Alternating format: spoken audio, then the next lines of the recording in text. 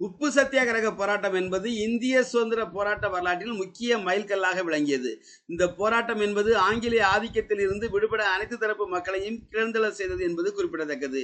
இந்திய சுதந்திர போராட்ட காலத்தில் ஆங்கிலேயர்கள் உப்புக்கு வரி விதித்து பல்வேறு இன்னல்களை ஏற்படுத்தினார்கள் என்பதை வரலாறு ஒரு நாளும் மறக்காது. இதற்கு எதிர்ப்பு தெரிவித்து தேசப்பிதா மகாத்மா காந்தி தண்டிக்கு சபர்மதி ஆசிரமத்தில் இருந்து பாத யாத்திரையாக சென்று உப்பு சத்தியாகிரக போராட்டத்தை 1930ஆம் ஆண்டு நடத்தினார். அவருக்கு ஆதரவாக தமிழகத்தில் அண்ணல் ராஜாஜி தலைமையில் நாகை மாவட்டம் வேதாரண்யம் அடுத்த அகஸ்தியம்பள்ளியில் உப்பு சத்தியாகிரக போராட்டம் 1930ஆம் ஆண்டு ஏப்ரல் 30ஆம் நாள் நடத்தப்பட்டது. இந்த போராட்டம் நடத்த ராஜாஜி தலைமையில் விடுதலை போராட்ட வீரர்கள் அன்றைய நாளில் திருச்சியில் இருந்து வேதாரண்யத்திற்கு நடந்து வந்தனர் என்பது வரலாற்று உண்மையாகும். இந்த நிலையில் உப்பு சத்தியாகிரக போராட்ட வரலாற்றினை நினைவுபடுத்தும் விதமாக அகஸ்தியம்பள்ளியில் உள்ள உப்பு சத்தியாகிரக நினைவு தூண் வரையில் வந்தே மாதரம் பாடல்களுடன் பலரும் நடந்து சென்றனர்.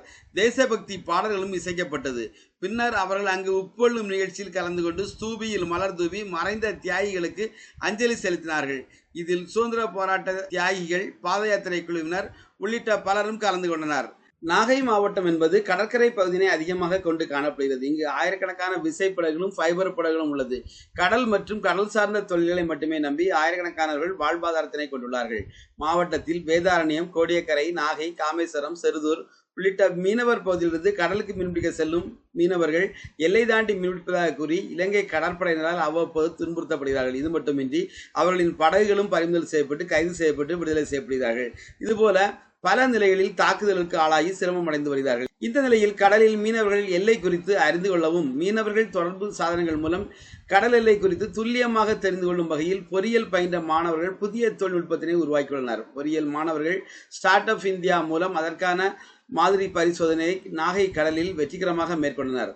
தமிழக எல்லையினை அறிந்து கொள்வது, அவசர காலங்களில் கடலிலிருந்து கரைக்கு தொடர்பு கொள்வது சவாலாக உள்ளது. அதே போல இந்திய கடல் எல்லையில் ஊடுருவலை தடுப்பதும் சவாலாக உள்ளது. இந்த பிரச்சனைக்கு தீர்வு காணும் வகையில் புதிய கண்டுபிடிப்பு ஏற்படுத்தப்பட்டுள்ளது.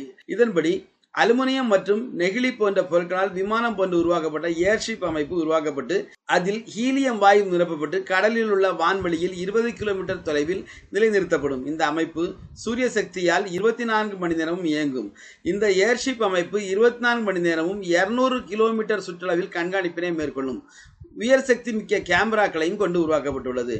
இந்திய கடல் எல்லைக்குள் சிறிய அசைவோ ஊடுருவலோ இருந்தால் உடனே படங்களை செயற்கைக்கோள் மற்றும் தரை கட்டுப்பாட்டு மையத்திற்கும் அனுப்பி வைக்கும். மேலும் எல்லை தாண்டும் மீனவர்களின் கைபேசிக்கு உடனடியாக சமிக்கைகள் மூலம் எச்சரிக்கை ஒலியை எழுப்பி தரைப்பகுதிக்கு தொடர்பு கொள்ள வசதியினை ஏற்படுத்தி கொடுக்கும். இது மீனவர்கள் மட்டுமின்றி கடலோர காவல்படை மற்றும் கப்பல் படையினருக்கும் தனது தகவலை உடனடியாக அனுப்பிவிடும். இதற்கான மாதிரி பரிசோதனை நாகையில் உள்ள கடற்பரப்பில் மேற்கொள்ளப்பட்டு வெற்றி பெற்றுள்ளது. இந்த திட்டத்திற்கு மத்திய, மாநில அரசுகள் நிதியுதவி அளித்து வருகிறது. மாதிரி பரிசோதனை வெற்றி பெற்றுள்ளதால் நாகையில் தரை கட்டுப்பாட்டு அறை அமைப்பதற்கான அடுத்த கட்ட தொழில்நுட்ப வேலைகள் நடைபெற்று வருகிறது. நாகை மாவட்டம் வேதாரண்யம் பகுதியில் கடந்த ஒரு வார காலமாக வெயிலின் தாக்கம் அதிகரித்துள்ளதால் உப்பு பாத்திகளில் உப்பு வாரும் பணிகள் அதிகரித்துள்ளது. உப்பள பாத்தியில் இருந்து உப்பு வாரும் பணியில் நூற்றுக்கணக்கான தொழிலாளர்கள் முதலே ஈடுபட்டு வருகிறார்கள். உற்பத்தி செய்த உப்பினை சேமிக்கும் பணியிலும் தொழிலாளர்கள் தீவிரமாக ஈடுபட்டுள்ளனர். ஒரு டன் உப்பு 1000 ரூபாய் முதல் 1500 ரூபாய் வரை விற்பனை செய்யப்பட்டு வருகிறது. இந்த ஆண்டு கோடைமழை இடையூறு இல்லாமல் இருப்பதால் வெயிலின் தாக்கம் அதிகமாக இருப்பதாலும் அந்த ஆண்டிற்கான உற்பத்தி 6 லட்சம் மெட்ரிக் டன் அளவினை எட்ட முடியும் என உற்பத்தியாளர்கள் தெரிவித்துள்ளனர். நாகை மாவட்டத்தில் கோடை வெயில் உச்சக்கட்டத்தினை எட்டியுள்ளது. கடந்த சில நாட்களாக பகலில் வெளியில் வர முடியாத அளவிற்கு வெயிலின் தாக்கம் அதிகம் காணப்படுகிறது.